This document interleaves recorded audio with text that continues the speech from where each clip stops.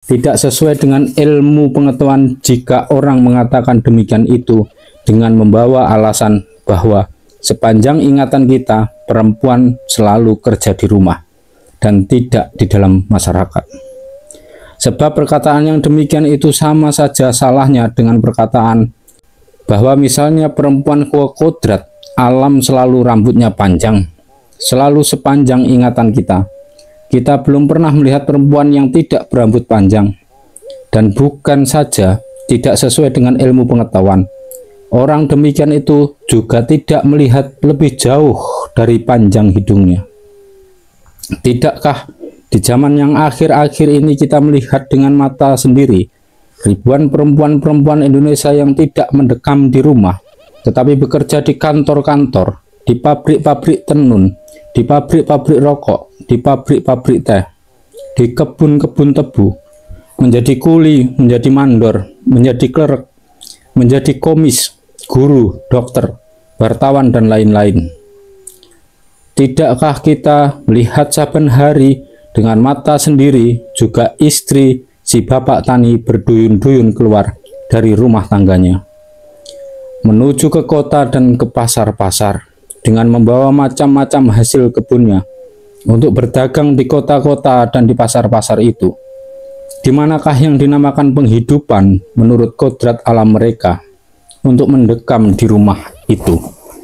Bahwasannya memang di kalangan si Marhen inilah, karena dorongan struggle for life, kaum perempuan lebih merdeka, lebih tidak terikat di rumah daripada di kalangannya kaum-kaum yang agak mampu, yang kadang-kadang mengurung perempuannya itu seperti mengurung ternak di dalam kandangnya. Maka senantiasa kaum yang mengurung perempuannya itu mengasih alasan bahwa mereka menutup istri-istrinya dan putri-putrinya itu ialah untuk memelihara mereka, untuk mengenakkan hidup mereka, untuk memuliakan kedudukan mereka. Ya, memuliakan mereka, tetapi memuliakan mereka dengan memperlakukan mereka sebagai blasteran dewi dan citolol. Adakah ini berarti bahwa hidup si kuli perempuan atau si tani perempuan yang tidak sangat terikat kepada rumah tangga sudah boleh dikatakan enak?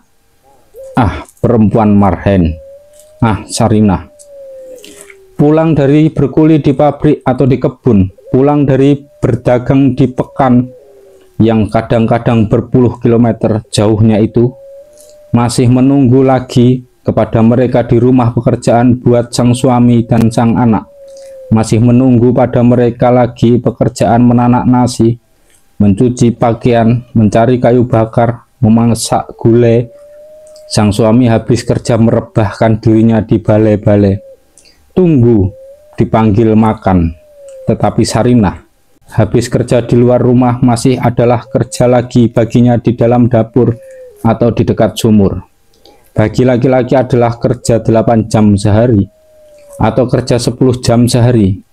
Tetapi bagi Sarinah zaman sekarang, hidup adalah berarti keluh kesah terus-menerus, gangguan pikiran terus-menerus, dari fajar menyingsing sampai di tengah malam. Kapankah matahari akan bersinar lagi bagi Sarinah itu? Dulu, di dalam kabutnya zaman purbakala, dulu pernah Sarinah itu menduduki tahta-tahta kerajaan. Dulu pernah ia bernama Ratu Simha di negeri Kalingga, atau Bundo Kandung di negeri Pagaruyung.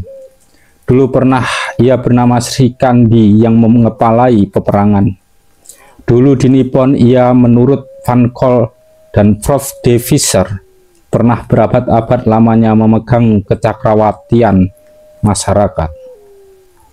Urusan rumah tangga dan urusan anak-anak mereka serahkan kepada pelayan-pelayan, dan berlomba-lombalah mereka dengan orang-orang lelaki di atas lapangan ilmu dan perpustakaan. Di atas lapangan syair mereka sama tingginya dengan kaum laki-laki. Di atas lapangan prosa mereka memukul sama sekali kaum laki-laki itu. Sehingga sampai di abad-abad yang kemudian pun, dan terutama sekali di zaman berkembangnya perpustakaan Tionghoa, maka kultur perpustakaan hampir sama sekali di dalam tangannya kaum lemah itu. Tidak kurang dari 10 raja putri tercatat namanya di buku sejarah.